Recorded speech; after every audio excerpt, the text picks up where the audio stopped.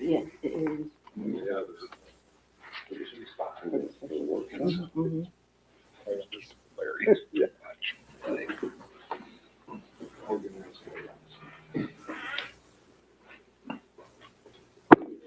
Thursday was the 5-year-old who button busted at the rodeo.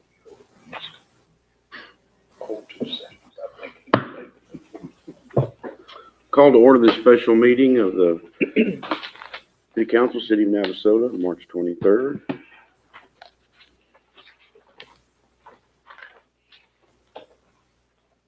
We have remarks of visitors. Dia Copeland.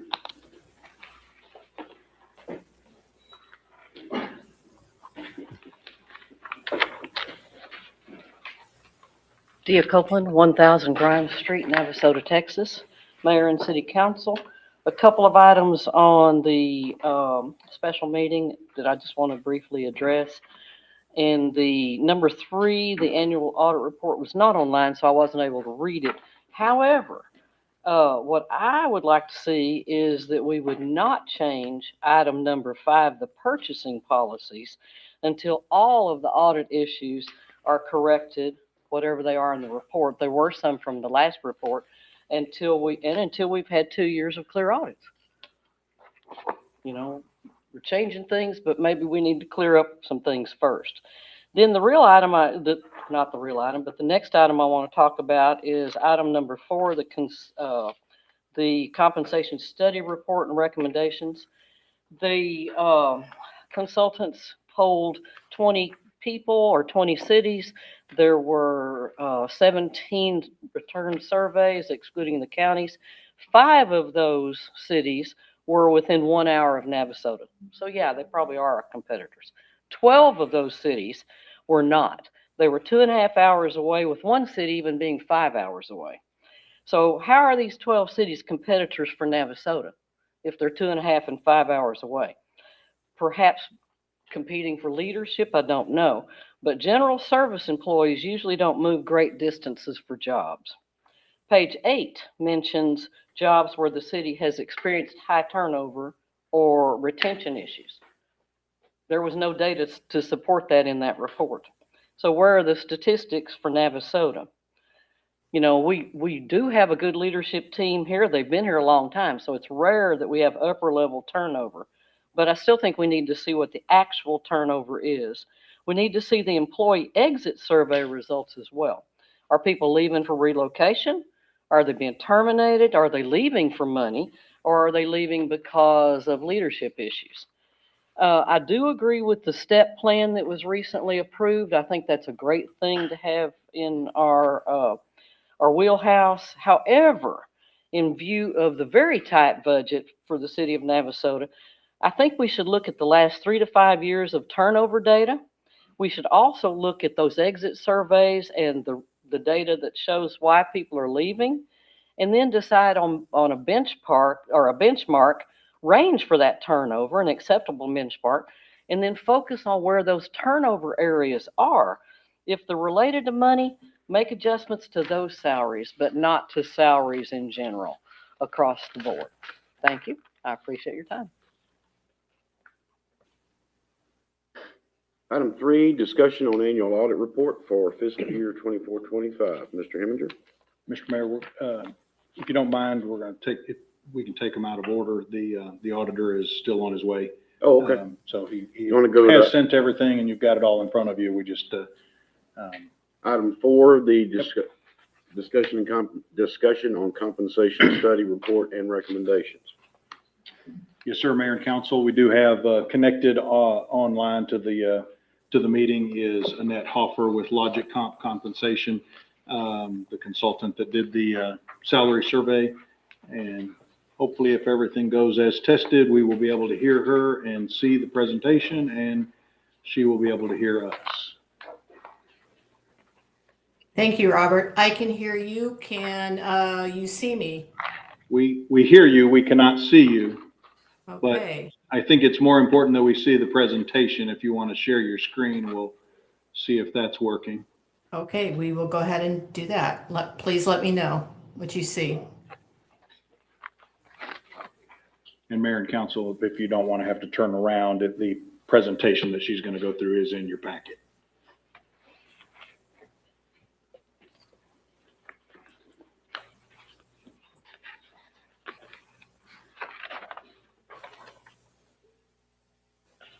So Lupe and I tested this last week, and it is not coming up the way we had planned.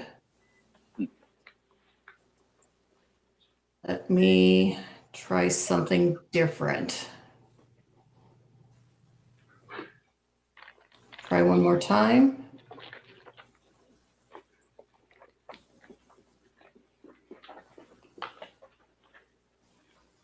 There we go. Give me 1 second here.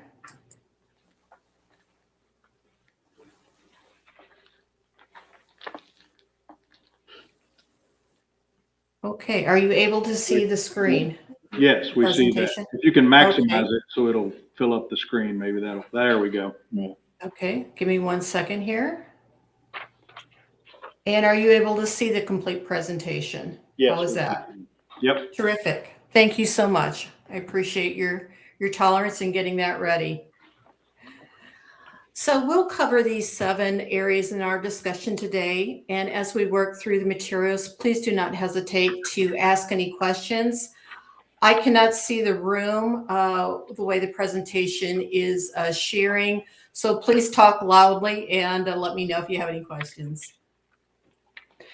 My name is Annette Hafer, and I'm a principal consultant with the Logic Compensation Group. And before we begin today's presentation, I'd like to take a moment to share some information about the team that conducted and guided this important study. Andrea Gilmore, one of our consultants, and I had the privilege of conducting the study with the city. I personally bring over 30 years of experience in the public sector, classification and compensation, consulting to the study. Our team at Logic Comp Group has served more than 250 public sector clients nationwide, with many located in Texas.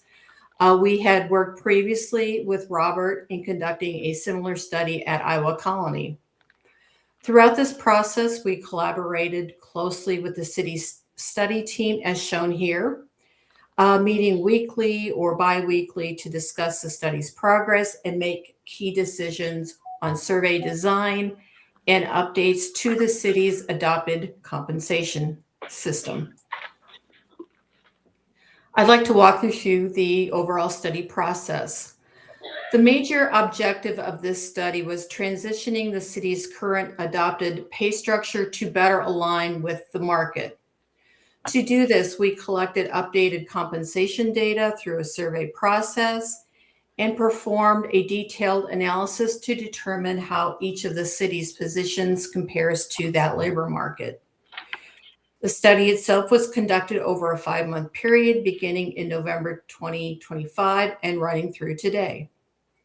And finally, the city plans to implement the recommended compensation updates soon, ensuring that the structures are in place in time to support upcoming budget planning.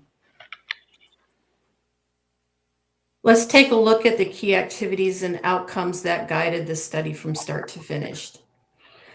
This slide summarizes the major components of our work, starting with the pay strategy. During this phase, we defined the city's desired market position, identified the labor market organizations for comparison with the study team, established benchmark jobs, and finalized the survey specifications.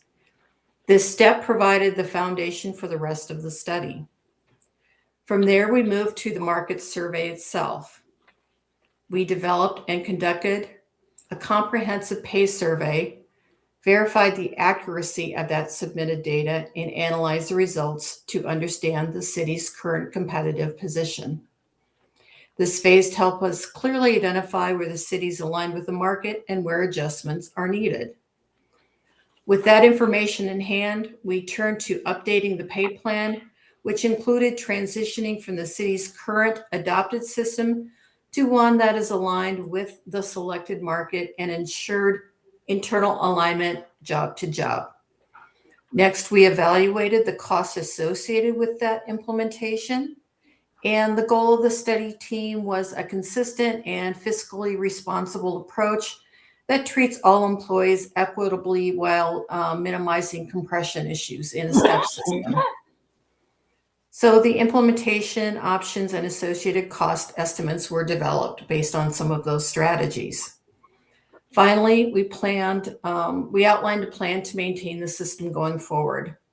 For the rest of the presentation, we'll walk through each of these areas so you can see how they fit together. During the study initiation phase, we made two key decisions that shaped the direction of the study. The first decision involved determining the city's pay target, which is specifically is how we measure market alignment. The city selected the median of the market's pay range minimums as the target. Median or average of the market is a very, very common approach for public sector entities to adopt. So this approach ensures the competitiveness at the entry level, recognizing that employees will continue to grow within the range over time. We also took into account differences in pay range widths and maximums across these organizations to ensure an understanding of how the city compares to the market.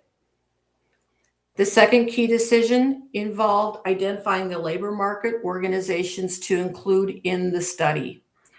A list of comparators was developed to reflect the city's competitive landscape, and we'll see those organizations on the next slide.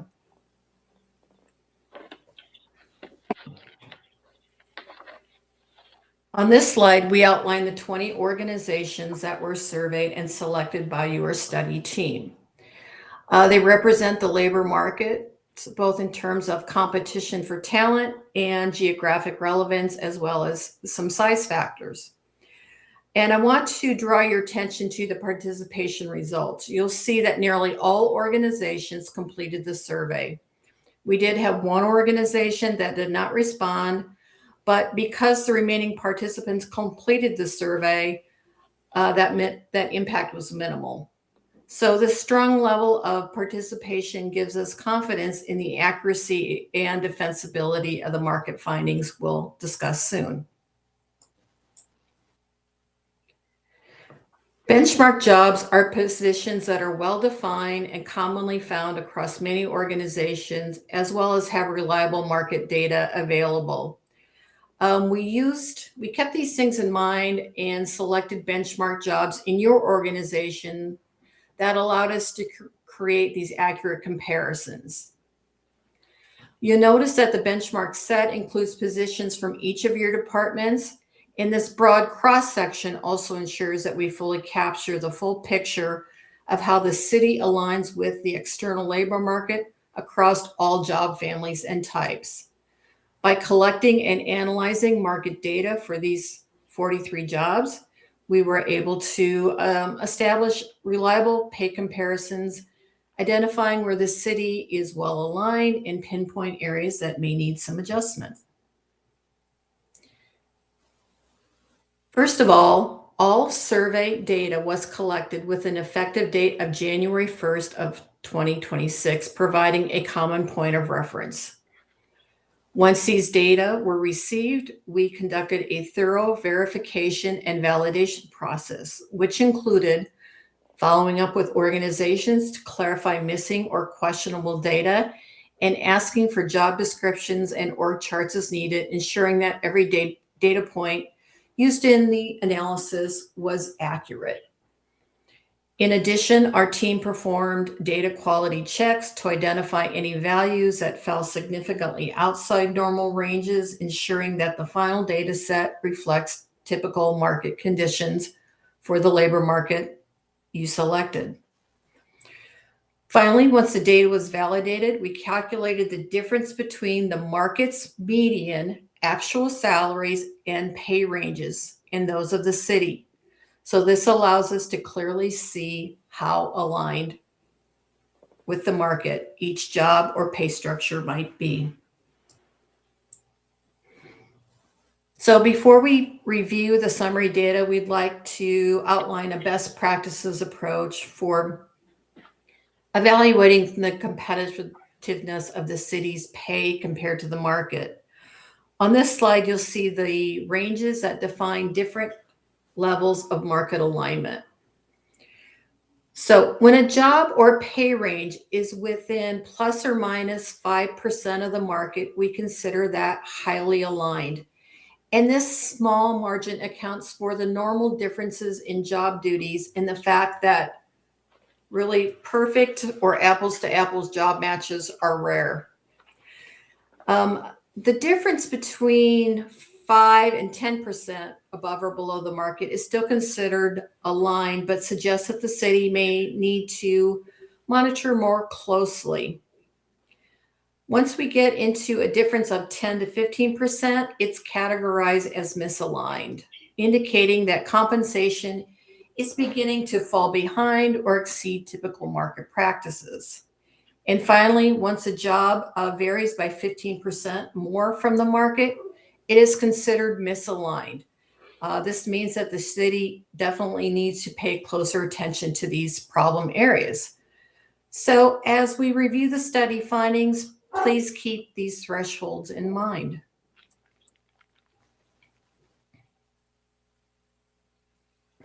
So let's take a look at how the city's current pay ranges compare to the market.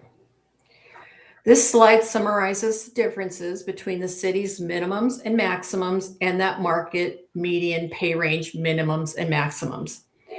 Remember that the pay target for all jobs is the median of the market's range minimums, so that comparison tells us how well the city aligns with the target. So starting with the general job group, we found that the minimums are 20.1% below the markets, and the maximum are 26.4%. And these fall into the category of being significantly misaligned. For executive positions, the city is 14.2% below the market at the minimum and 11.5% below the market at the maximum. These results indicate that these ranges are misaligned, not as dramatically as the general group, however. The police structure shows the greatest gaps, with minimums 33.4% below the market and maximums 28.6% below the market. Again, clearly, significantly misaligned. For the fire group, the minimums are 19% below the market and the maximums are 31.2% below the market. These also fall in the significantly misaligned category. And across all jobs, we are also significantly misaligned. 17.7% at the minimum and 20.1% at the maximum. So these gaps illustrate the need for structural updates. The ranges are in place. Today, they don't reflect these current market conditions based on that selected market group, meaning that some adjustments are needed to bring the city's pay structures into alignment with the one that the city has currently adopted. On this slide, we'll shift from looking at pay ranges to evaluating the city's actual salaries compared with the market. Here you'll see the percentage difference between the current actual salaries and the market's actual salaries grouped by job category. Again, this is a comparison of what people are actually paid. In all cases, significant misalignment is also found. When we look across all job groups, the city's overall actual salaries are 18.8% below the market median. So, Robert, I'll let you set the stage for the next part of our discussion. Yeah, thanks, Annette. So, Mayor and Council, what we talked about as a committee and with the consultants was, the likelihood that the city can't eat the apple in one bite.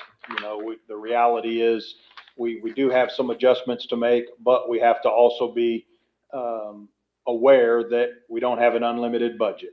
And so what we looked at was a way to do this hopefully in a two-step process, where, as we discussed when we adopted our budget last September, we talked about doing the salary survey, making adjustments to the structure, and then doing what we could to implement that structure come somewhere around April, about the middle of the fiscal year.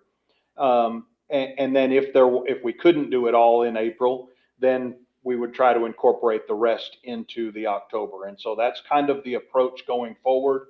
Is we took as much as we felt like the budget would allow, using, current real-time data as to what vacancy rates with our current employment, our employee base has given us some money available to make adjustments that'll carry us through the end of the fiscal year, and then roll the rest of the adjustment into the October 1 new fiscal year that we will be talking about in the coming months. And so that is the path forward. We decided to take a first step in April, get the structure implemented, get every employee onto one of the steps in the defined step plan, and then the process that we chose was to leave a 5% delta, or a 5% adjustment to make in October, that would include both this year's cost of living as well as the rest of the salary survey implementation, that would catch all positions up to market at the October 1st. And so two steps, first one being in April, and she's going to go through the costs of how that breaks down in the plan going forward. And then the second part would be to incorporate a 5% adjustment to the whole structure in the October pay budget. Sorry. Did I leave anything out, Annette? I think you did a great job, Robert. Thank you.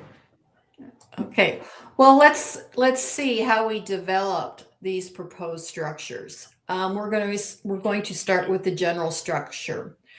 So to begin, the updated structure includes a 2% difference between each step. So this helps us create a conservative, consistent, and predictable progression for employees as they move through their pay range.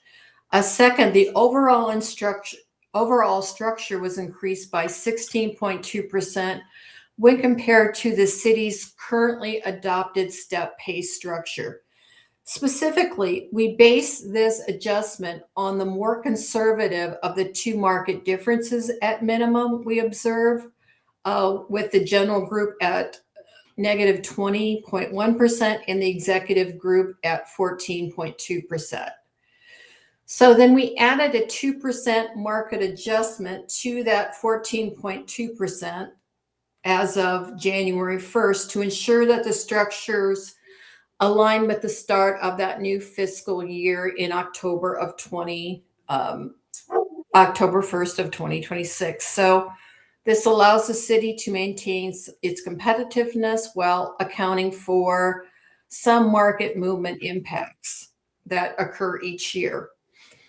As part of the market alignment analysis, we also identified two positions that would require a grade change in order to match the market more accurately, even after the overall pay structure adjustments.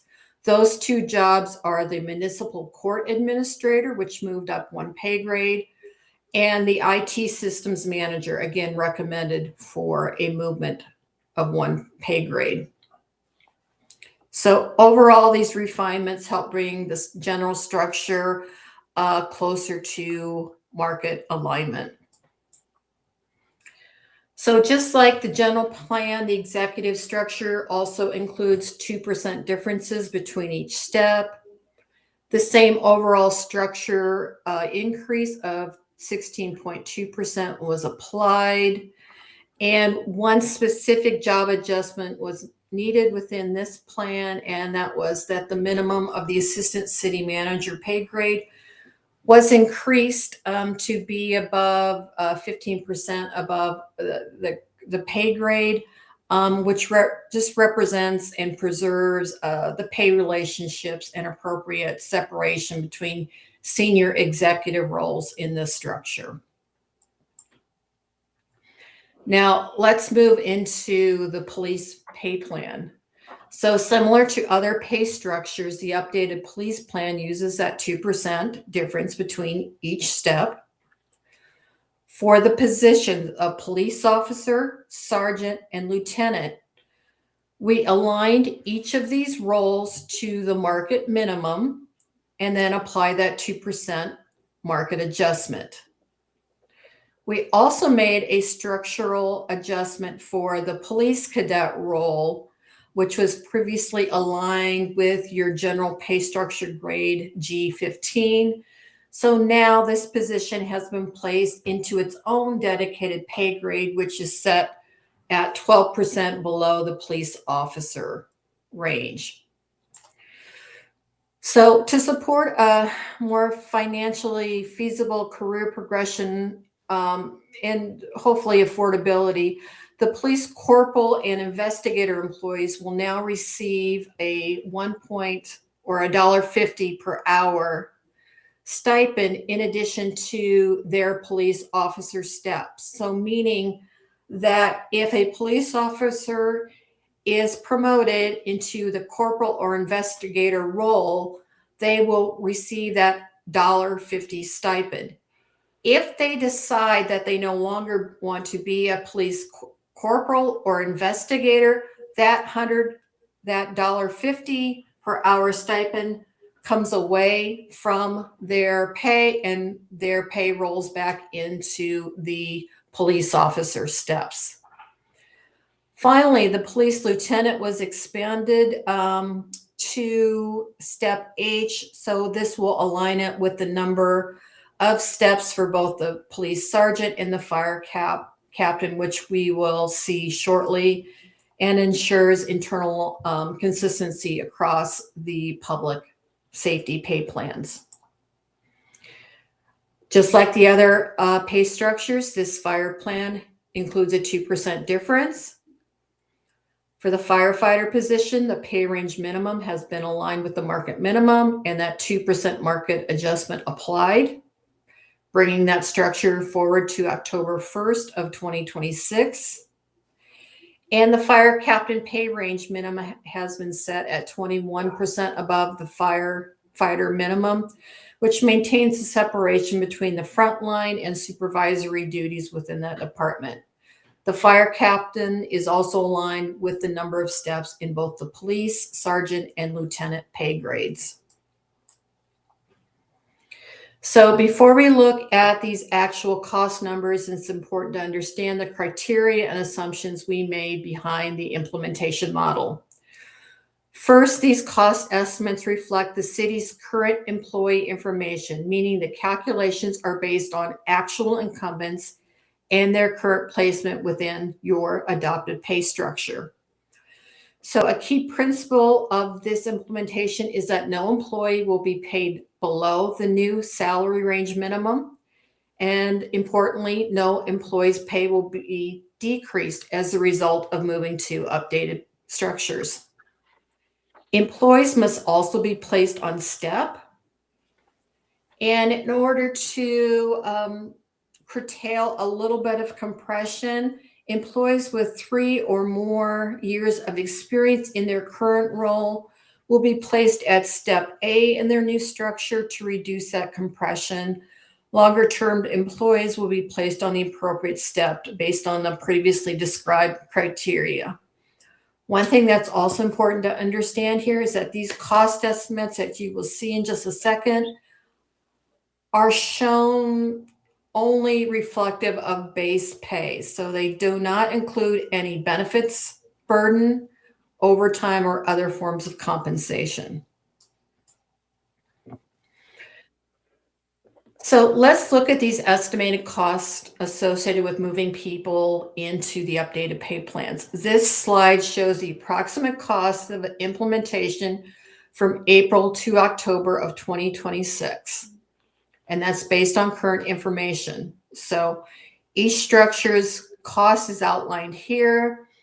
Just an aside, there are no seasonal employee costs reflected here because no incumbents were included in those positions at the time of the analysis.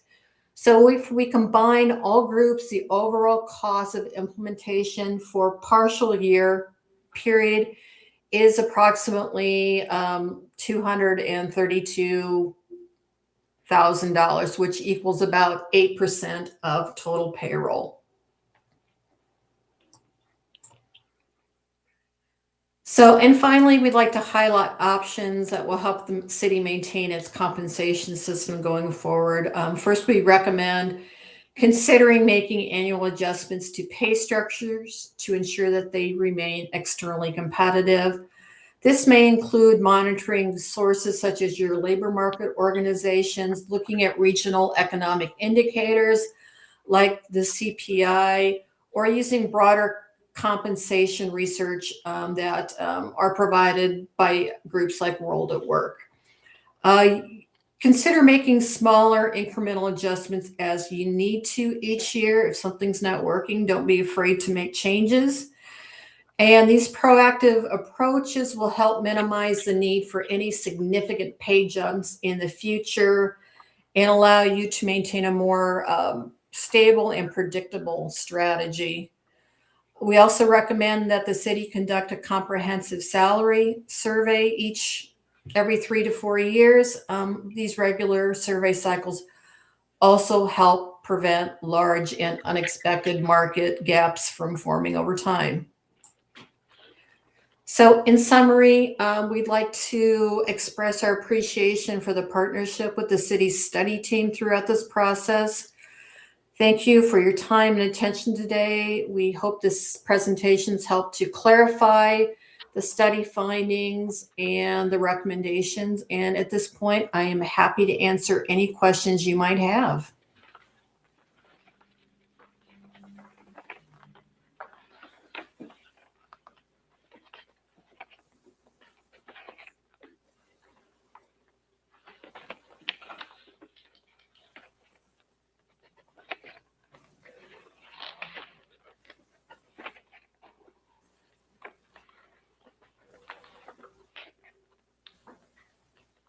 Any questions? Yes. Can you explain the steps?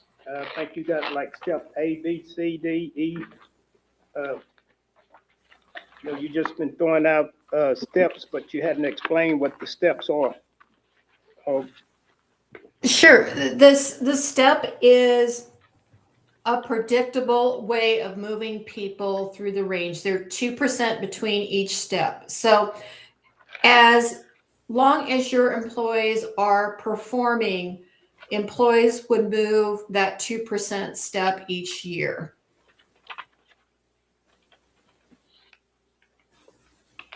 Robert, do you have any other plans for use of the steps at this moment or at this time? No, that was accurate. All I was going to add was just to clarify what you said right there at the end, or to expand on it. The steps are tied to the employee's annual performance evaluation. So as long as they meet the criteria that we establish as the standard for satisfactory performance, they move up to the next step. So that across the course of someone's career, here they move laterally up their pay grade towards the top end of that as they master the requirements of their job, which would be identified as a part of their annual performance evaluations. So it's not automatic. It is not automatic. It's based on satisfactory performance. Okay.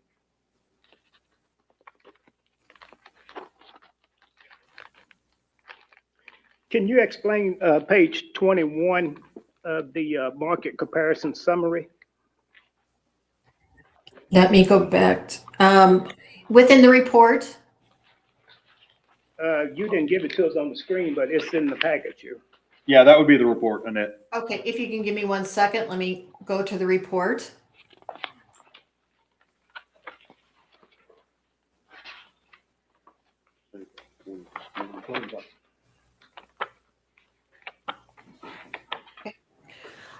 This is a detail of the data that was collected from each survey. We're looking at the general screen on page 21. Where are we at right now with our salary? What line are we at now? It says under Navasota data, it's the gray heading. That is your Yes, current but, data. From what our employees are getting right now, is that the average salary? Average salary, yes, sir. Yes. If there's one incumbent, it would be that person's salary. If there's two, it would be the average of the two. And then what you're proposing is to the right? To the right is what the market data is, what the market is showing us.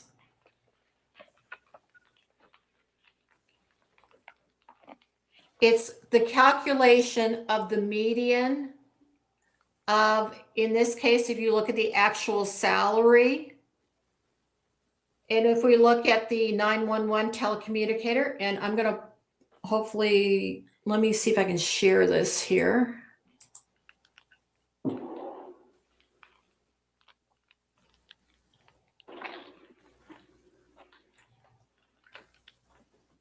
Give me 1 second here. Can you see that? Can you see that screen now? It hasn't come up. Okay.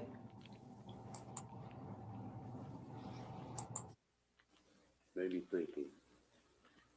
Yeah. I think we're moving now. Here we go. There it is. Okay, terrific. Okay, so let's just look at the 911 telecommunicator. It says benchmark ID. We'll just talk through this. So, Hey, Annette, just so you know, that's really hard to see on their screen here. okay, Council has the luxury of having it printed in front of them, but not everyone. Yeah, that's a little better. okay, we'll try to move through this as much as possible. Thank you, Robert. I appreciate that. So the first few columns, where it says number of orgs, FLSA, number of coverage, average tip, which is time and position. This is the data that we collected from the market. We asked some questions about, is your job exempt or non-exempt? How many incumbents do you have in your matched job? And then how much time have the incumbents in your job spent in that particular job? So in this case, the market's telling us that on average, the 911 telecommunicators have on average about 7 years in that job. The gray headed columns with the dark gray where it says Navasota's data, that is all your data. So your average salary is $44,792. And then your range minimum and maximum are also shown. If we scroll a bit here, we will see the actual salary information. The column says market 50th percentile, that's the same as the median. That's telling us that the market median salary is $49,193. That represents a difference of 9.8%.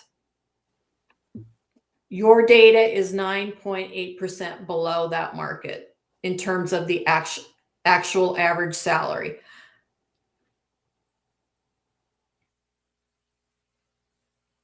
And it works the same way through the minimum and range maximum. You'll also see the range spread information. So this is how wide those ranges are. In this case, your current ranges are 37, about 38% wide. The market's average width between minimum and maximum is about 34% wide.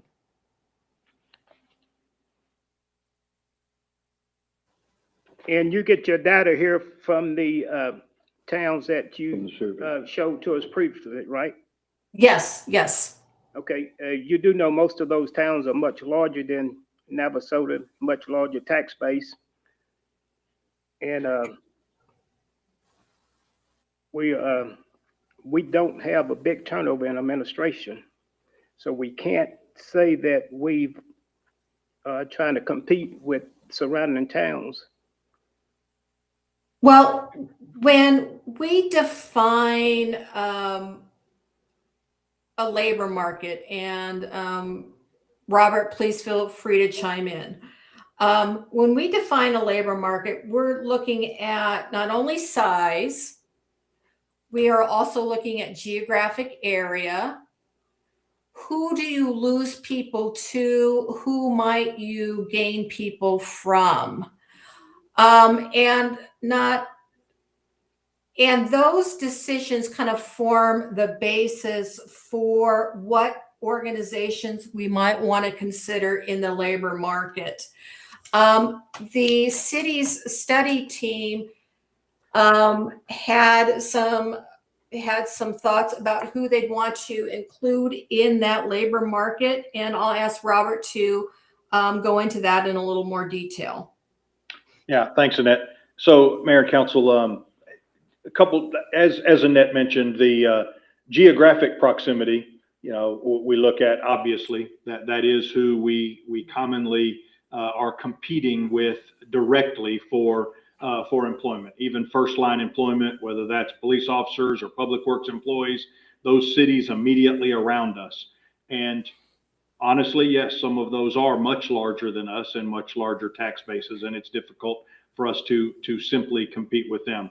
The other thing that I have seen in the time that I've been helping with these types of evaluations is cities usually balance close proximity with looking at census data and trying to pick what they refer to as comparator cities that are close in population. So if I remember correctly, 9 or 10 of the 18 cities that we chose were chosen because they were between 10 and 15,000 in population, or 8 and 12,000. I was thinking of previous city that I was in.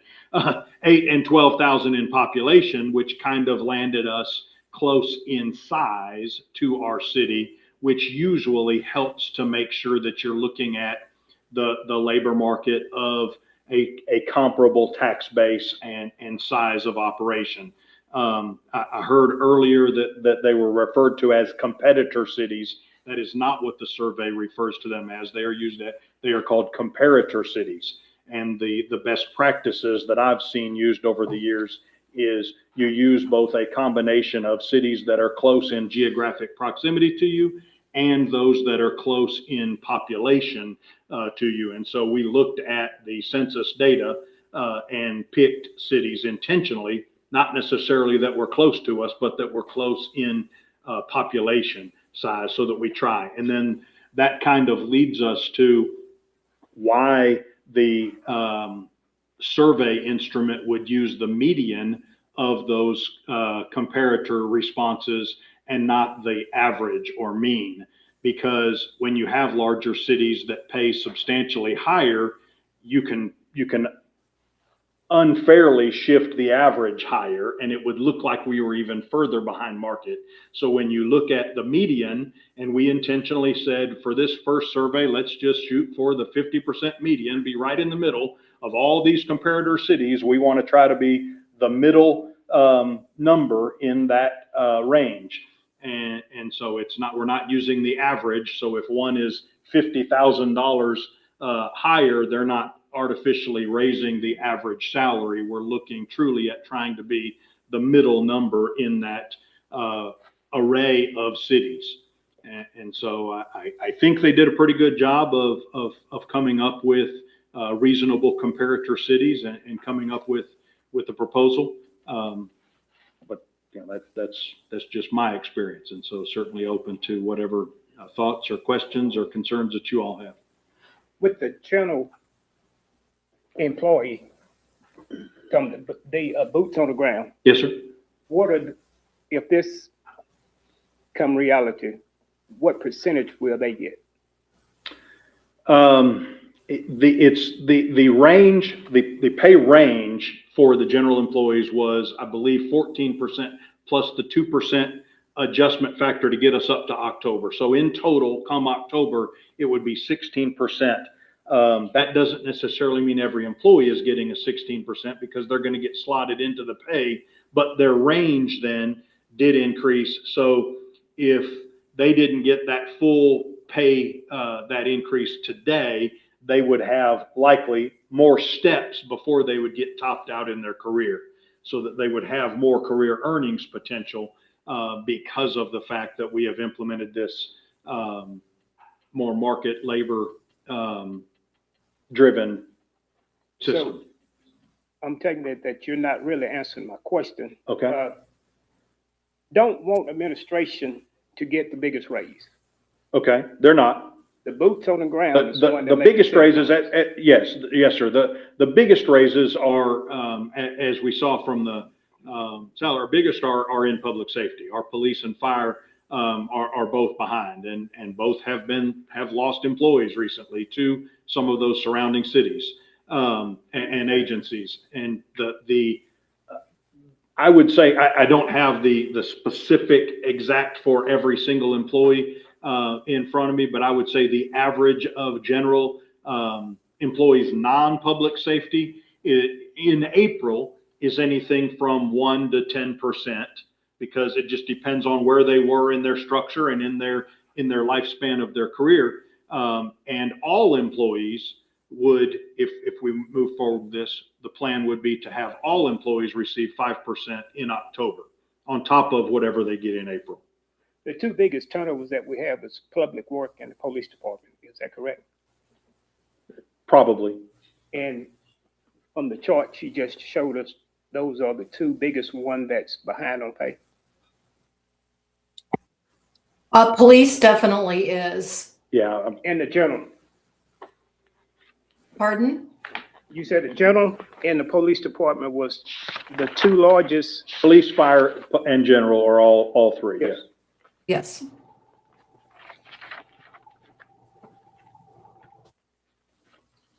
So Robert, I may be asking the question way ahead of myself, but I'm thinking ahead also. As I'm looking at through this past weekend, some employees going to get a pretty big raise. What effect will that have us when budget time comes of raising taxes or not providing some services? Well, I think the reality is we have to come to a decision of where we either pay our employees a rate that we feel like is fair and is competitive within the market, or we risk losing the talented employees that we have and have difficulty retaining top quality employees serving the citizens. And I think that has been somewhat a reality, maybe not in every position in every instance. But I do think we've had, even in the short time that I've been here, some difficulty in recruiting what I would refer to as high quality talent, just because we know our pay system is behind market. Just what he's kind of saying, what he's kind of getting at is, do you see these numbers that are proposed being workable for the? Absolutely. Yeah. Yes. As an amendment to the current budget and to the next budget. Yeah. Yes, sir. So the short answer is yes. The numbers that we are implementing or proposing to implement in April, I am absolutely comfortable with. And then that will be the work of myself and the department directors to really get into when we get into the budget process, to ensure that we can sustain getting this fully implemented, that additional 5%, to get us up to market and evaluate, okay, well, what extra does that mean that we don't get in this year's budget that we might have otherwise tried to get? And frankly, that might be a lot of the discussions that we have in this year's budget workshops, to get your feedback as to your priorities. And okay, if we do this is what that means we might not be able to do, and to evaluate those things and prioritize them, because as with every single budget year in every city, we can't afford to do everything. And so it all comes down to priorities. And we take our guidance from you all in that regard. I know that when I first well, not when I first, a couple of years after I was on the council, we had the same kind of study here done. And we had a survey, I think it was the NAVTEX deal of the citizens, did a survey of what's important to the city for you. And salary for the employees was not even listed there. It was just, streets and safety. I don't want us to have to lay someone off in the near future because things are getting real tight right now, chopping up with a big pay increase for everybody. And from what I'm studying right here, I'm gonna use this for instance, if the assistant city manager was still here, she would get almost a 20% raise.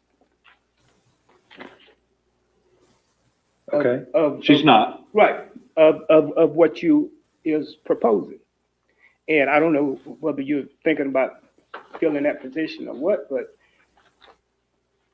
I'm gonna say, let's concentrate. I'm not against nobody, but let's concentrate on the two lowest positions, and that's Public Works Department and the Police Department, Fire Department. So the challenge there, that is absolutely what is focused. The focus of the study was to put the adjustments on the positions that are farthest below market. And that is exactly what the proposal that's before you. The challenge with saying you don't want administration to get pay raises is you will create what they refer to as compression within your system, where you'll end up with subordinate employees making more than their supervisors, particularly when we look at most of our executive level employees or leadership team are salaried employees that aren't making a whole lot more hourly than their employees that they are supervising, who are getting overtime and then oftentimes are making more than the supervisor. I understand what you're saying but my personal feeling is that we shouldn't give employees raises because of what data says. We should give them raises for their performance. So I should wait till they threaten to leave? No, let them leave if they want to leave. Every administration that we have here, police chief been here 20 plus years, public work director been here 20 plus years, and go so on. So who are we trying to protect? It's the ones that in the booths, that's the ones looking for a better job, a better pay. Agreed, and they're the ones that are getting the vast majority of the proposal in front of you. Okay, I kind of read it different from. What are you saying? What?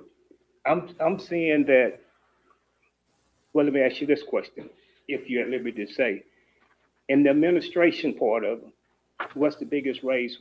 Just one employee is gonna get, what's the biggest raise? I don't have individual employees listed in front of me.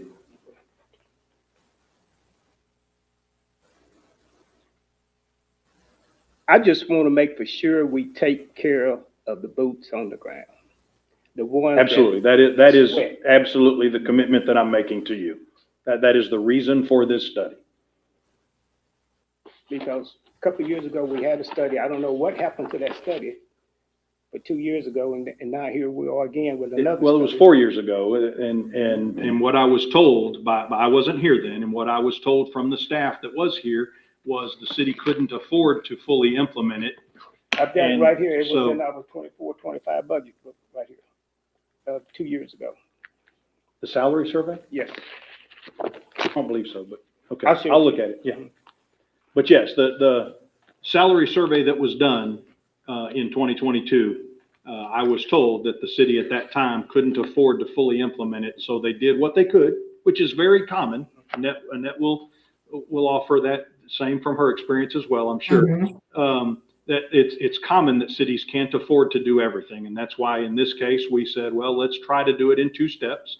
Let's get what we know we can afford now, get it in April, get it implemented, and then let's work through the budget process and see if we can make that last step and get us fully implemented. There's a chance that we would come back and say, you know what, we couldn't quite get there. We're going to get 3 of that 5% or something.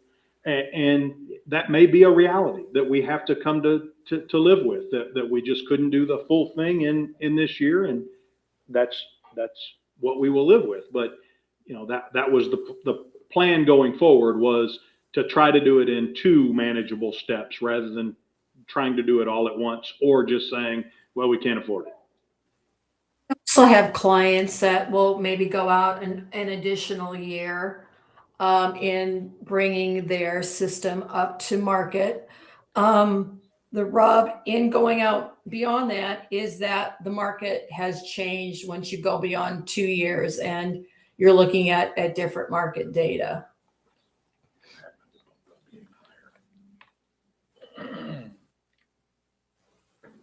And you also consider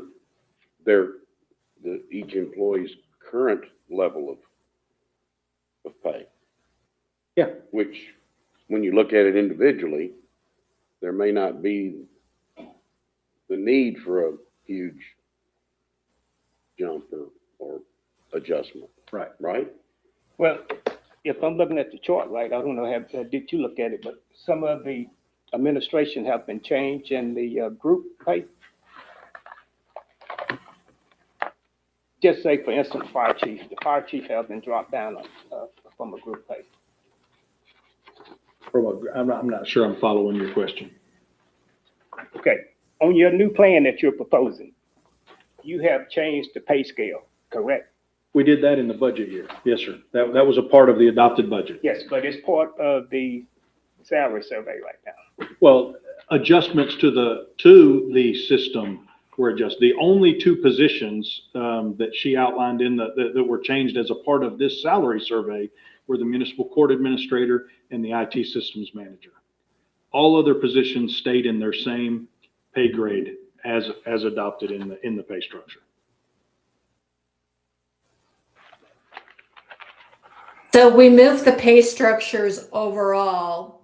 And then because the market told us that those 2 positions were still not aligned with the market, meaning that they were considerably misaligned with the market, they were upgraded by 1 pay grade. So those were the only 2 jobs that changed the internal equity or their actual pay grade.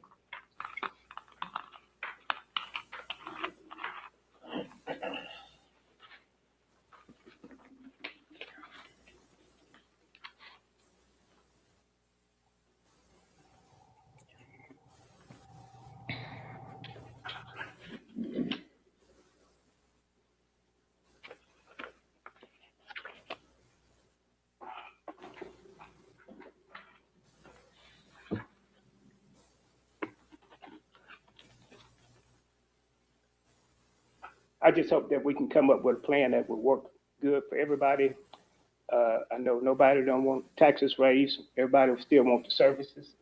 Nothing being cut without raising taxes.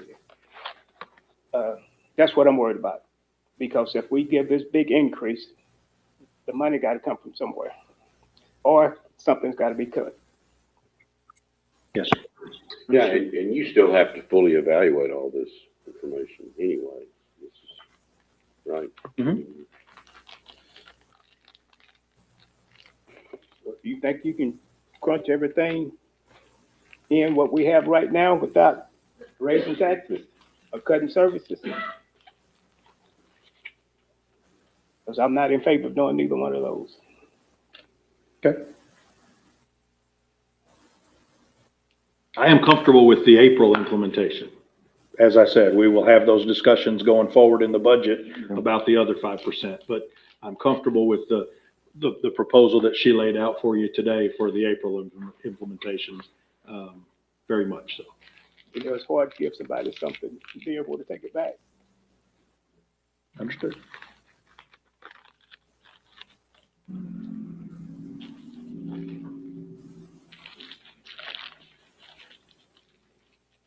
Is there anything else I can help you with now? No, I appreciate, very much what you did, and it's, I think, very, very comprehensive and, gives us what we need to help make our decision. Yes, sir. Thank you. Thank you, Annette. Thank you. Have a good evening. Thank you. Thank you much.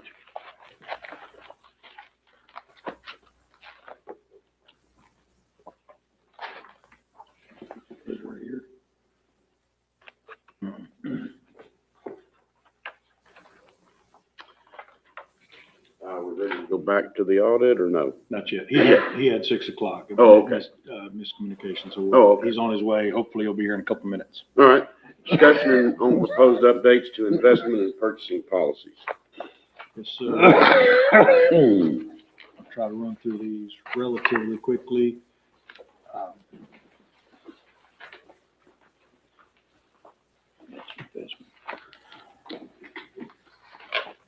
I did put a hard copy in front of you, Mayor and Council, so you don't have to turn around. It's underneath the audit packet because I thought the audit was going to go before this item.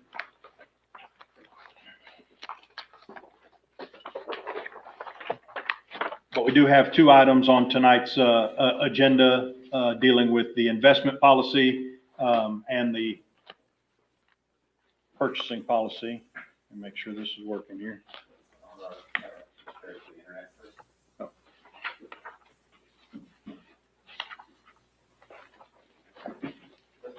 Yep. Okay. So the investment policy, one of the things that the Public Funds Investment Act calls on us to do is to review the investment policy annually. When Michael and I got to looking at it through as a part of this year's audit, we realized it had not been done in a few years, which doesn't mean that we had anything necessarily wrong, but we wanted to get it before you get us caught up on the annual review of it. And that gave us an opportunity to make a couple cleanup edits on how we actually invest our the public funds to try to maximize the investment, but while continuing to safeguard the security of them, and to make sure that we've got the appropriate controls over how the money is invested and how that money gets handled.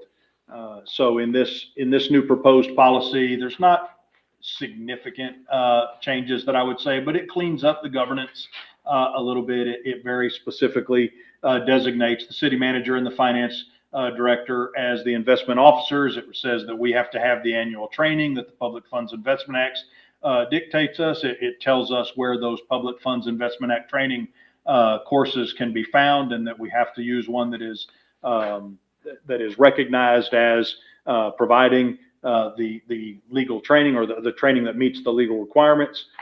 It has our control framework spelled out and does require us to provide quarterly reporting and an annual review of the policy. So we built right into the policy that language so that it just catches people's eyes in case it falls off the radar.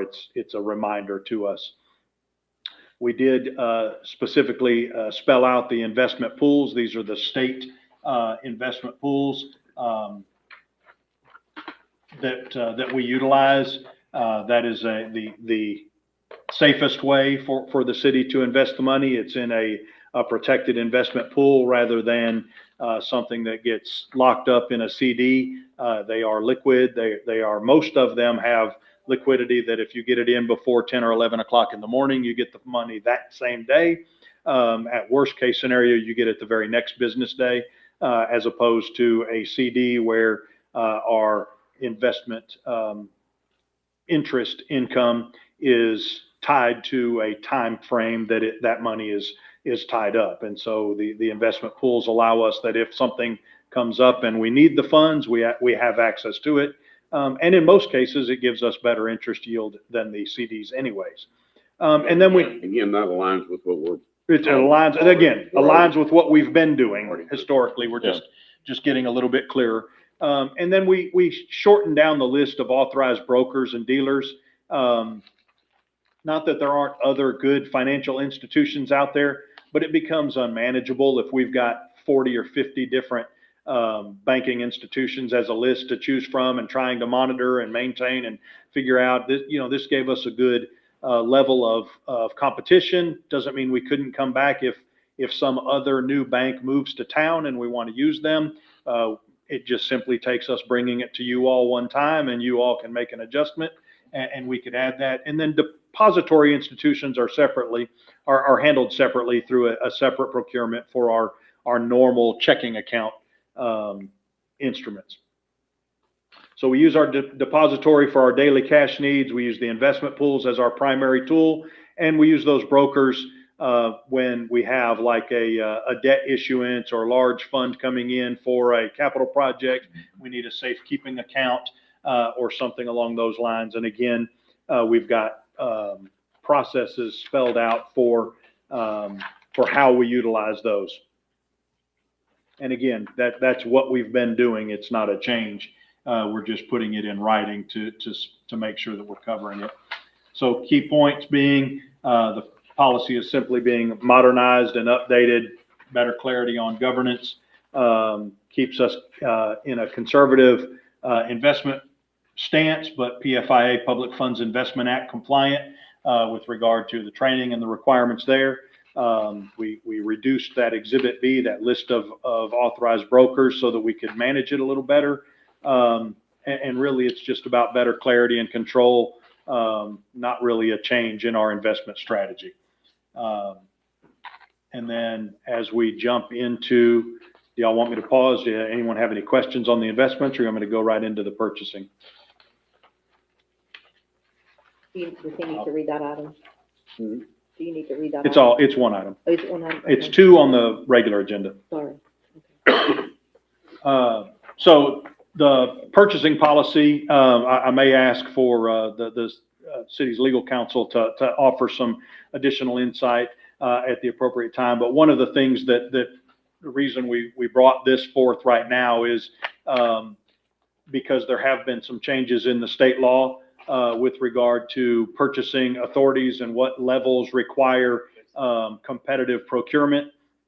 And so we wanted to make sure that we were in alignment with that state law. We also did not really have clear levels of authority and thresholds for approvals. So this policy really goes into detail about what level, can a department director approve, what level requires the finance director to also sign off, and what level requires the city manager's approval on top of those other two. So again, much more of a modernization and clarification, just again, trying to match Texas law with regard to competitive procurement, and to outline the processes so that we make sure. Before I jump forward, Carrie, do you want to add anything about the law that changed? I may have missed something. Yes, sir. The major change was increasing the amount at which the city has to go out for competitive bids.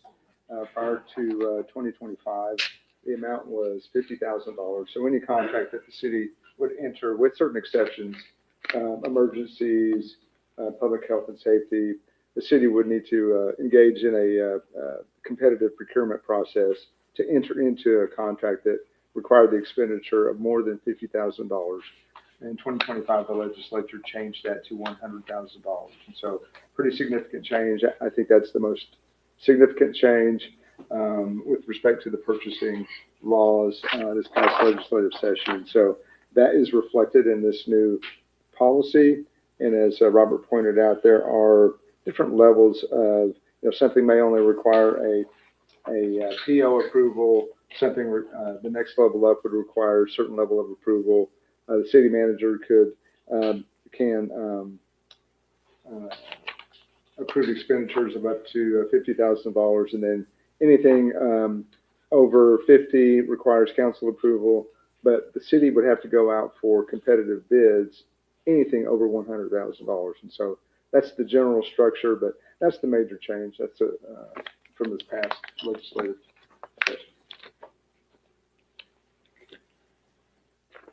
And so then just, I guess this kind of elaborates on what Carrie just mentioned. The threshold ladder is very explicit within the policy. It kind of breaks down those different levels of spending authority and the approvals that are required. The legal compliance section is expanded to include historically underutilized businesses, which has been a recent change also in the state procurement requirements. And being clear that we're looking for the best value for our local community. Not in all cases would that be the lowest price. And so we have some definitions in there for that. The contract administration is more complete, requiring bid bonds and performance bonds at certain levels and those kind of things, spelling all those out, more formalized internal controls, and again, giving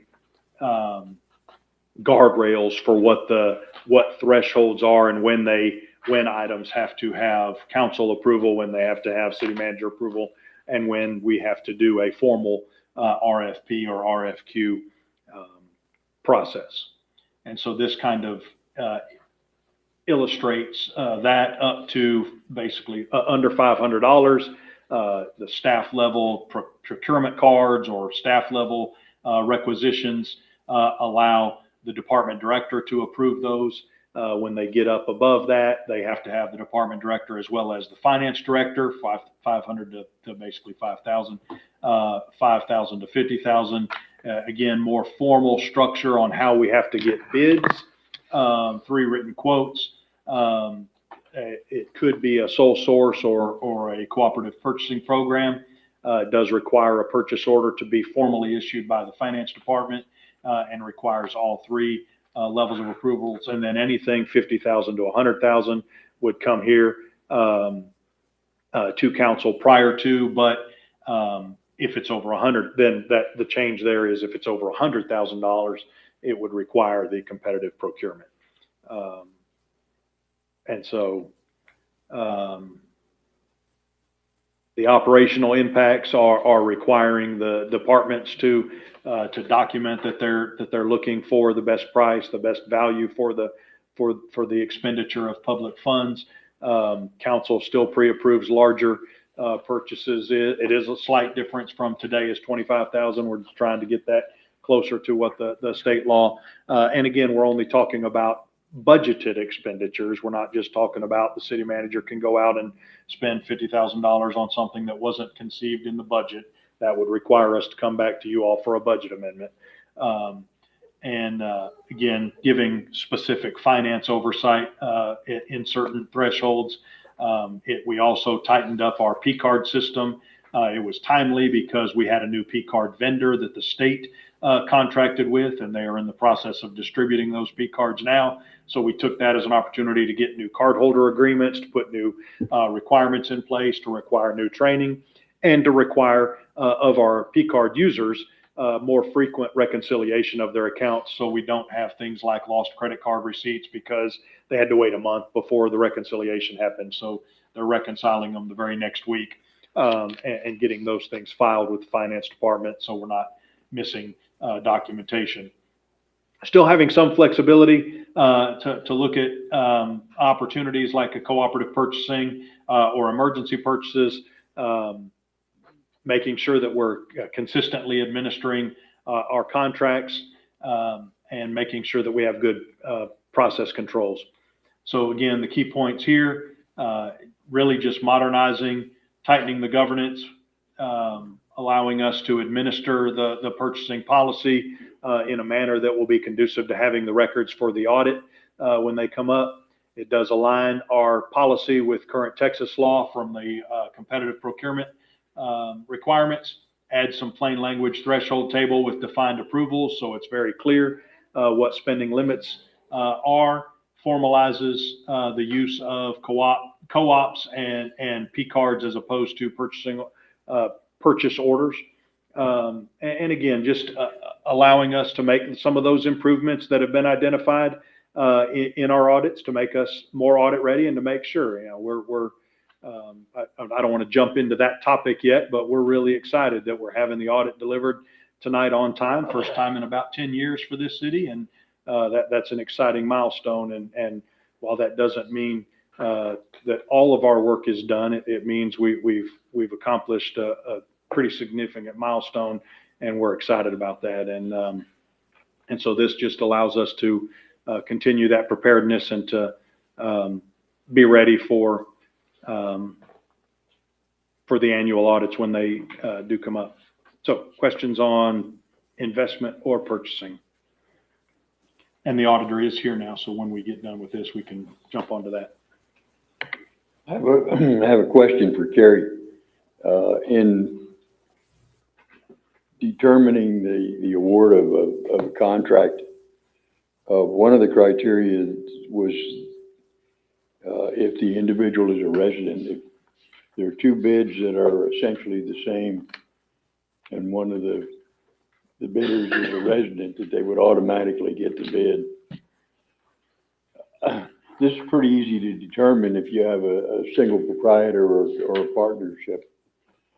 But if you have a corporation, does the residential thing go to the corporation or to the officers of the corporation? My recollection is, the council member has said it would be based upon the corporate headquarters where it's, where they're listed either, in the Secretary of State's office, what they've designated as their corporate headquarters. That's my recollection. I will check on that and follow up with you. Okay.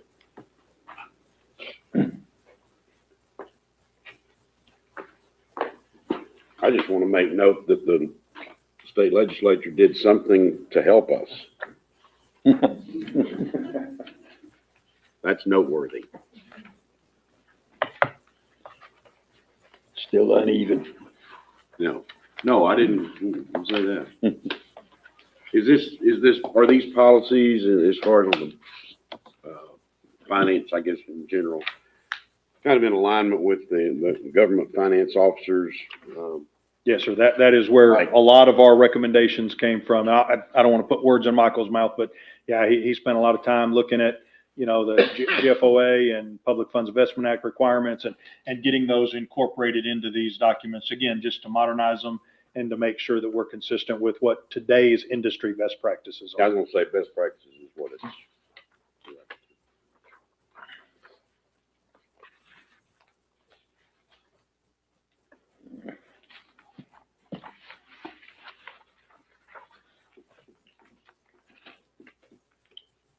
All right, any other questions or comments on that? All right, you can go back, I think, they're Yes, sir. here, Mhm. so we'll go back to item number 3, discussion on annual audit report for fiscal year 24-25. Good evening, council. I apologize for my tardiness. I had 6 o'clock down for this meeting and thankfully was planning on being here early, which is late. But happy to report that we do have the audit ready and issued and presenting for you tonight. I'll be utilizing this PowerPoint presentation to go over the results of the audit. I do want to first just let you guys know how much work has gone into this from city staff. As you are aware, at the start of this audit, there was, right when we were starting, a change in personnel. And so Michael and his team had to jump in not only at a new role, but also had to get up to speed real quick to get the audit going. And so between Michael, Emily, Robert, the whole team in the finance department, they've done they put everything they needed to put into it to get it done and make sure that we had this ready for you guys for the March meeting. And so just my hats off to them for all the hard work they've put into it. First, I do like to give a quick overview of the audit process, and this is the workshop, correct? So I don't know if we're on a time limit or not. We're Okay. good. But I do like to quickly go over the audit process. So we do perform the audit in accordance with generally accepted auditing standards. And so those standards require us to go through various phases throughout the audit, and that first phase being the assessment phase. So we look at anywhere where money's coming in or going out, we're looking to see what kind of controls are in place. So we have questionnaires that we have completed for each of those departments. We obtain any policies and procedures that already exist within the city.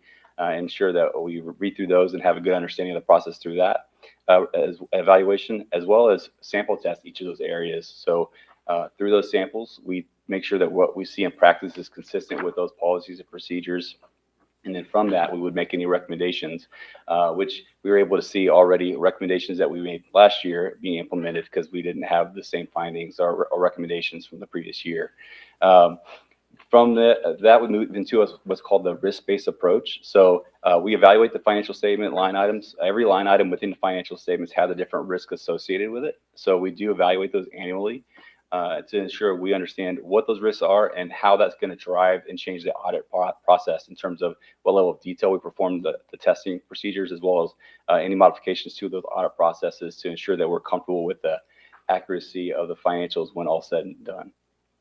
And then we have the compliance component. So some of what you all were just talking about on the bid, we're looking at bid requirements, making sure that the city did follow any other required bidding that needs to be performed during the year. Any grant activity that's going on, we're looking to see, does the city require a single audit? If they had grants, were they following the compliance aspects of those grants to ensure that they are properly funding those projects and spending those funds as required? As well as the Public Fund Investment Act, all the requirements over the quarterly reporting and how those investments are reviewed and how those are presented to you all during council meetings. And we also review all of your city council meeting minutes throughout the year. So if you all may have approved something that has a compliance component to it, we would evaluate those as well to ensure that those are in line and in accordance with those compliance requirements. And then finally, the fieldwork phase. So that's where we're actually tying out the numbers for the year. So we're performing confirmation with third party wherever possible, bank, assessor collector, what have you, and then performing cutoff procedures over year end. So anything that may happen after year end, we're looking through that activity. We're seeing what might need to be accrued back and did it already get accrued back by the city, or any adjustments needed to ensure that those are materially reflected on the balance sheet. And then as we're tying out that balance sheet, we're also testing the material accuracy of your revenues and your expenses to ensure those are properly reflected. Once all testing procedures are done, it does go through multiple area review in that conclusion phase to ensure that no additional audit procedures are necessary, as well as that all required communication and note disclosures are in that report that we have for you this evening.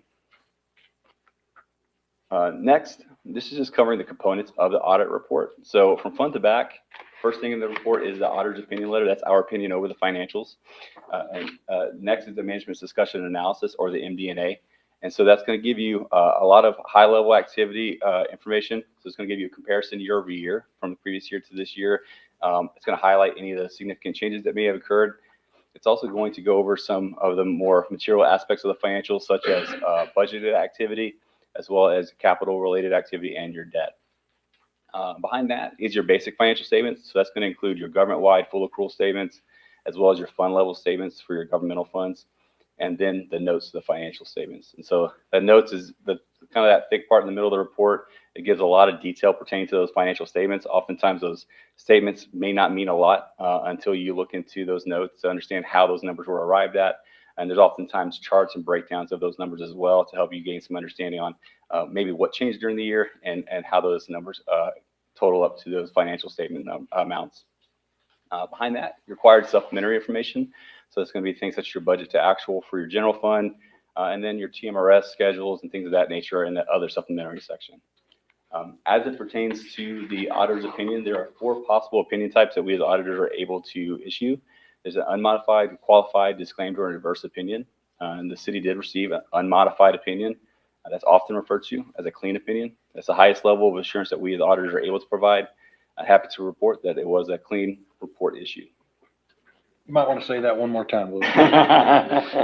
We do want to hear that. There are situations where you may not get it. But the financials are materially stated, and clean opinion was able to be issued. Next is highlighting some of the financial changes and highlights over the year. So this is first looking at the governmental funds. This is comparing the ending fund balance for your 2024 versus 2025. So that far right column is giving you that change comparison. So first, the general fund overall had a decrease in fund balance of 1.1 million.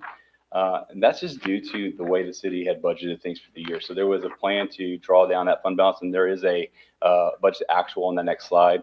that will break down that comparison to the budget. So that is utilizing that fund balance for very specific purposes. And so the budget was actually in line with what we saw happen during the year. And so, nothing surprising or concerning there. Your debt service fund had an overall decrease in fund balance of 118,000. And that's just due to timing of those property taxes, as well as the use of those funds for future debt, which oftentimes you aren't trying to typically leave a large balance there. And so that those funds being reduced down to being more in line with what is needed is practical and what was intended for that year. Your capital projects fund had been cleared out the previous year, and this year had an increase of just under 2 million. That's just due to those capital project issued debt, the note that or the bond that was issued during 2025 to fund future capital projects. And so that was that fund being funded through that bond issuance. Grants, there were an increase of 40,000, primarily due to a few grants that had come in that it did not have expenditure requirements yet. And so most of the activity within that fund were a wash of funds coming in and those funds being used. So most of that typically washes out, and there's not usually much of a fund balance remaining, but there were a few grant funds that were issued to the city that did not require expenditure yet, and so had a remaining balance.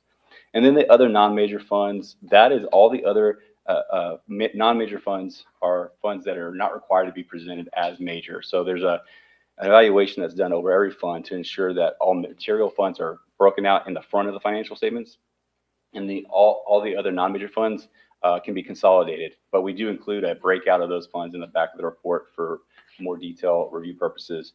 But those are all special revenue funds primarily that are used for very specific purposes.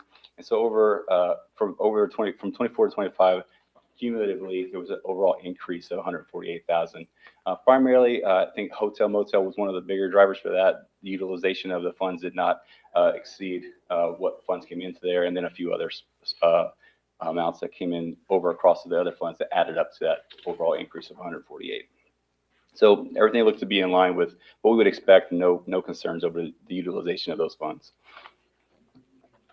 Next, this is the summarized view of your budget to actual for your general fund.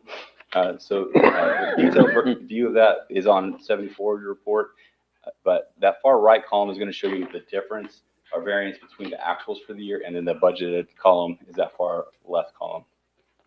So revenues, we saw a positive variance there of 98,000. So meaning 98,000 more came in than had budgeted for. So always a good thing to have a little bit more come in than expected. Revenue or expenditures rather had a positive variance of 584,000, meaning you came under budget by that amount. So general fund was under budget by 584,000 for the year. And then other sources and uses, that's primarily transfers in, transfer out, and also lease issuances. And so those fall under that category. There we had a negative variance of 241,000, primarily just to those lease amounts coming in more than planned, resulting in a negative variance there. But overall, total net change for the budget was a total positive budget variance of 442,000. So assuming the city did accomplish everything you were seeking to accomplish in the general fund, sign of a very healthy budget for the fiscal year. And then on that slide at the end there, I always like to carve out and just point out the health of the fund balance within the general fund. So we evaluate the health of the fund by looking at what the unassigned portion of the fund balance is and comparing that to your operating expenses for the general fund that year. And so typically we want to see at least 20% there. We recommend typically 25 to 30% as a target. The city has a goal of 25% or 90 days. And so for fiscal year 2025, the city's at 31%. So comparing your unassigned fund balance to your expenses for the year. So another way to look at that, some people kind of will look at it and consider a reserve of sorts. And so how far would you be able to operate into that next year? Assuming expenses were evenly distributed and consistent with this past year, be able to operate about 30% into that year before needing more funds to run. So our goal was to increase that and slowly.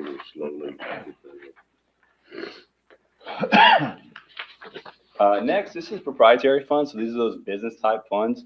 So these we look at and evaluate differently. And so we first look at the net operating income or loss for the fund. So that's that first line there. For the water and sewer fund, we see net operating income of 1.1 million and 909,000 for respectively. Those are, again, the operating activities for the fund.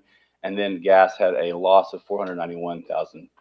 I do want to point out that that line item does include depreciation expense, which is non-cash. So from a cash flow standpoint, it actually is doing better than it looks there from an operating standpoint.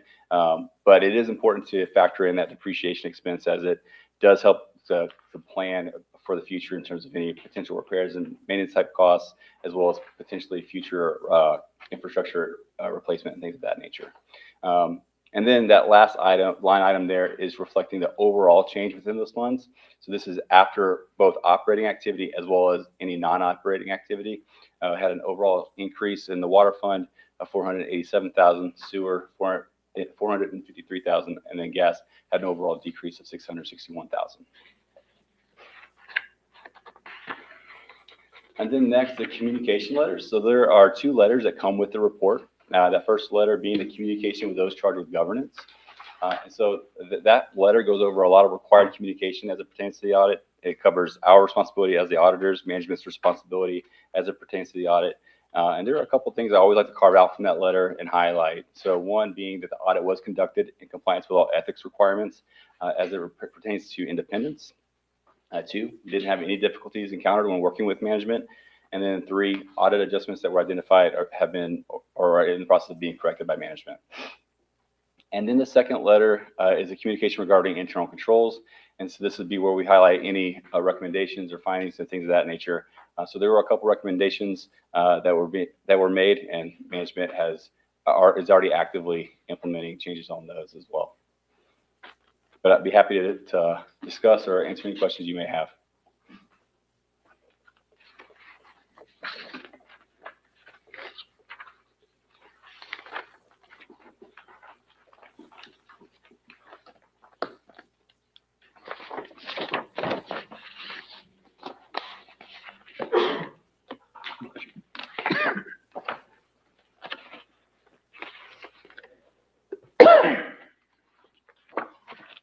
I would like to ask the city manager a question. About the gas.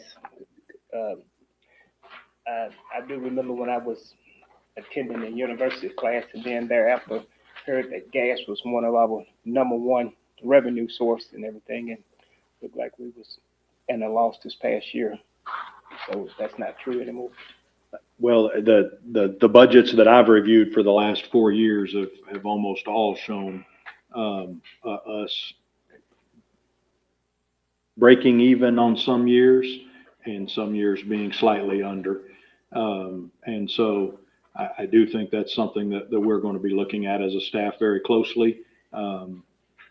And part of what we're going to be looking at in this year's rate study to make sure that our rates are set, you know, where our one valuable thing that you all did just the month before last in executive session is you have a new contract now for gas service, which will in most cases drastically reduce our cost.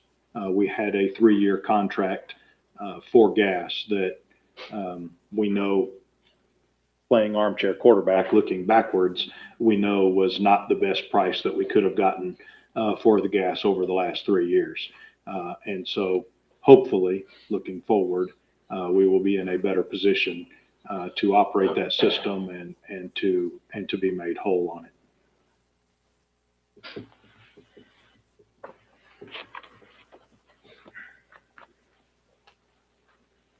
All right, thank you.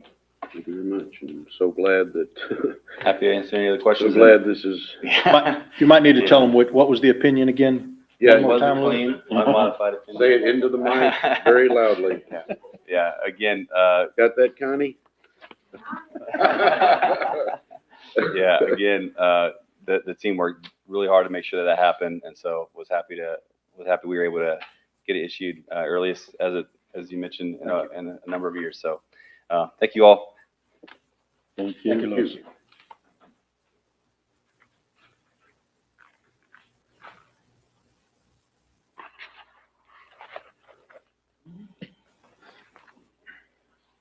pick up on item 6, Yes, Mayor and Council, so, discussion on 2026 Mudcats facility utilization agreement and fees. I believe Tiffany's gonna cover this.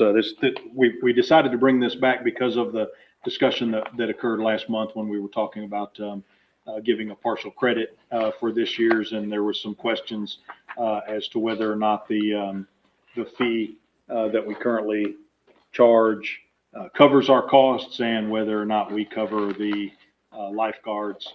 And so we discussed the language in the current agreement with the Mudcats, with the city attorney, and there's some, my term would, he may not use this term, my term would be ambiguous language that isn't real clear on whose responsibility it is to cover the lifeguards. And so we just wanted to get some direction from you all so that we can make sure that this year's agreement covers it clearly. Tiffany, you want to add anything? I don't know if I left anything out from what you wanted to intro it with. No, I think that's great. Historically, the expenses have not matched up to what they've paid, but also our pool at that time had a lot of maintenance issues. So there were a lot of years that they didn't have full seasons because of pumps going down, different things happening. So last year we brought to you a fee increase from $1,500 to $2,500 because those renovations to the pool had been made to kind of start recouping some of those costs. And you boil a frog a little bit at a time was our thought. So it wouldn't really be fair to jump it up too far. So we went from $1,500 to $2,500. If you look in your packet, we included, if we take the dates that they've given us in their agreement, the cost just for the lifeguards for this coming season would be about $4,737, which, as you can tell, their fee of $2,500 does not cover. That also doesn't cover any kind of storage fees, admin fees, any of those extras, chemicals, things like that. So we are bringing this back to you to get your advice on how you would like us to proceed with that.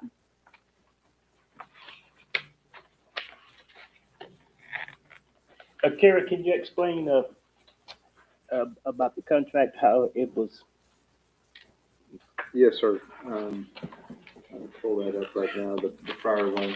The language was ambiguous. The contract had never been, staff had never interpreted the contract or discussed with the Mudcats organization being responsible for payment for the lifeguards.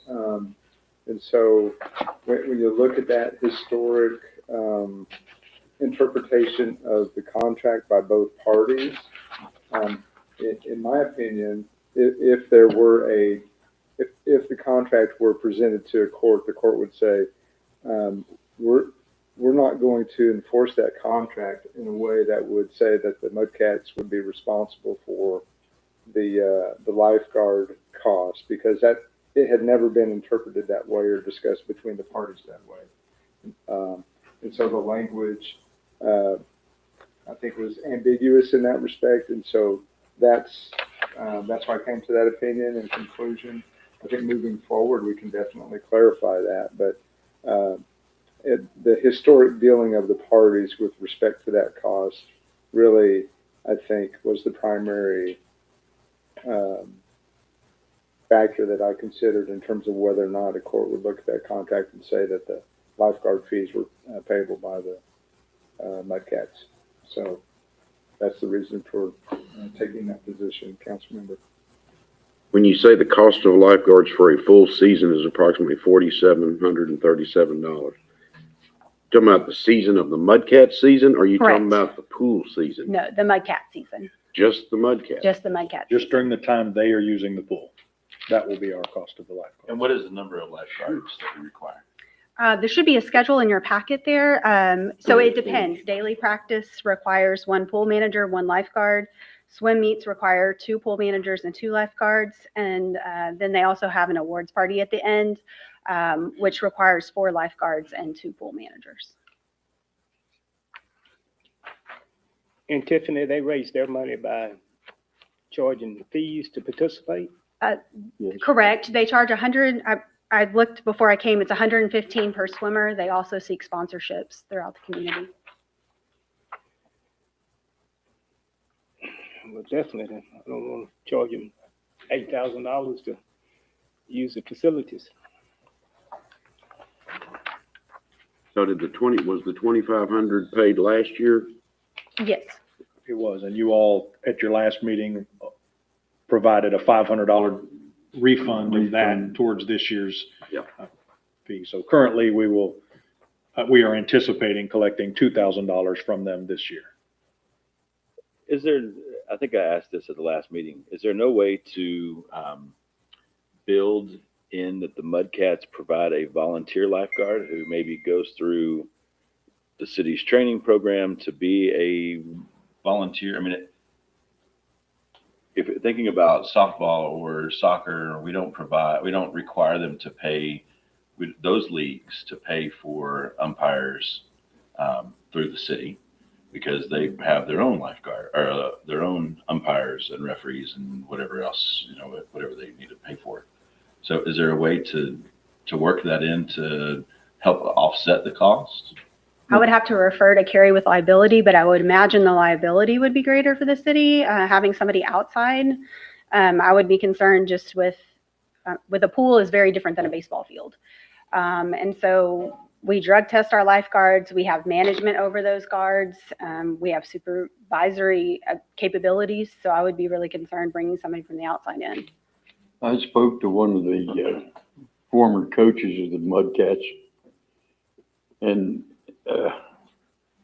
he recommended that if the Mudcats are required to provide their own lifeguard, that it be somebody separate from the coaches. Somebody with just the responsibility of being the lifeguard, because the coaches may be wrapped up in helping somebody with their stroke or something like that and not be aware of what's going on in the rest of the pool. So that's a consideration and something that we could consider. What we consider, since it's a month before they get started here, keeping it the way that we've had it in the past and get together between now and next year and work something out with them. I think that'd be a great way to move forward with it, sir. I do too. And I also think with that maybe implementing a 3-year step plan like we did with baseball and football last year, I think also would be more fair as far as being able to gradually increase those fees. And that way they'll know too what to expect for the next 3 years. Then at the end of that 3 years, we reevaluate.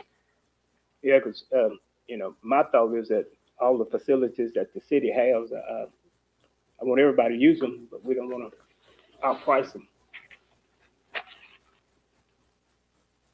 Yeah, and those numbers of lifeguards, how is that number determined about how many, that total cost there, as far as how many are there at any one time? Right. So the state tells us how many lifeguards we need based on the number of kids in the pool. Okay. You say the state, I think it's Red Cross. Red Cross, yes, Right. correct. So I just want to point out again that we could still potentially, and I don't know that you had a chance to answer, having gone through this with them in another lifetime last year, if we had a volunteer who was maybe not a coach, but somebody that they had that was certified as a lifeguard, that you could then train and you could have control over, but it was not on the dollar that they would need to have. Not on the city payroll. Not on the city payroll. Is that not an option? Is that something that would put us in, I assume that there's liability. I don't know if it's more liability than having just our. Because isn't just the Red Cross certification all that would really be That's really it. I mean, required, right? I think before I give you a final answer, I would appreciate the opportunity to take a look at it, but I think there are ways to contract around it. If that is the structure that the council would like to see, you can obviously build in indemnification provisions into the contract. First thing we don't want to happen is anything bad, but you can contract around those things. The question will be, do they have the financial insurance or backing to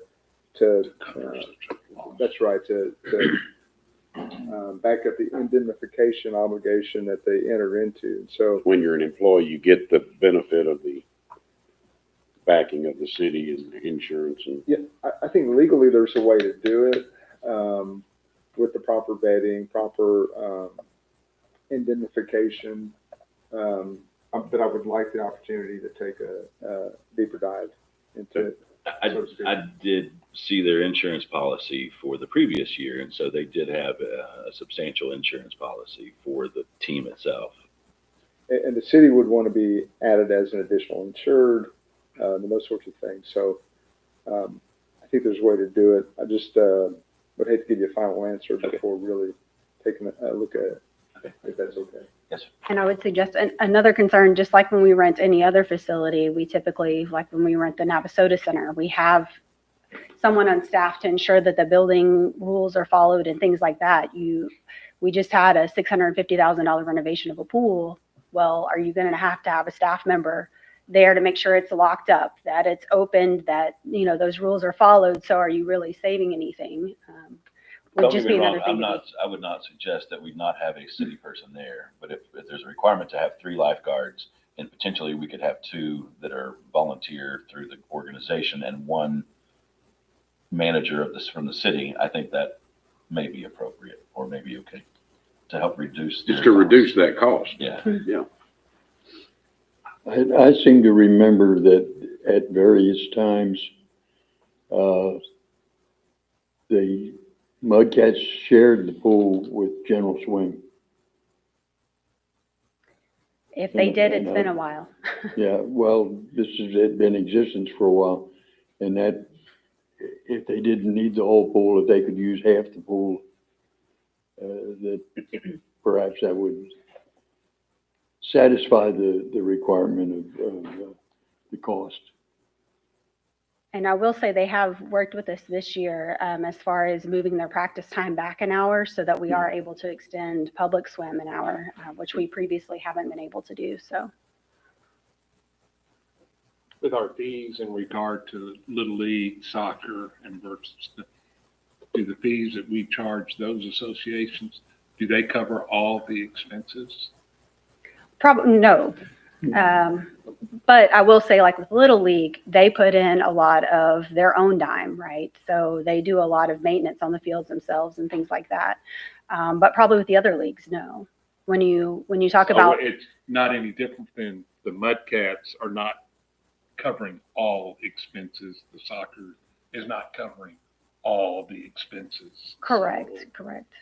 But I know it would be great if they do, but I think that's part of us. If we took the pool never makes any money. It's something that we offer to the community as a benefit, and it's just part of that cost involved. If Same we as tried to field cover all of maintenance our or- expenses to break even. Quality of life. Nobody be able to afford to swim. Yeah. But I think You it got- should be fair to, across the board. If we give so much of a discount or whatever you say to soccer, it ought to be uniform across. And not try to make the Mudcats pay all their expenses per se. But it's good though that in the discussion with them that they understand what costs are involved.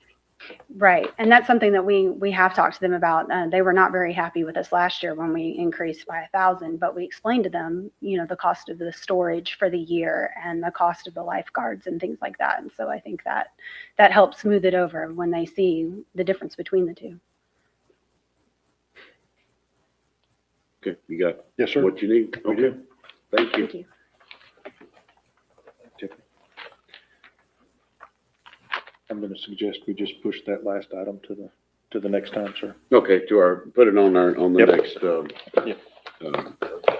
workshop.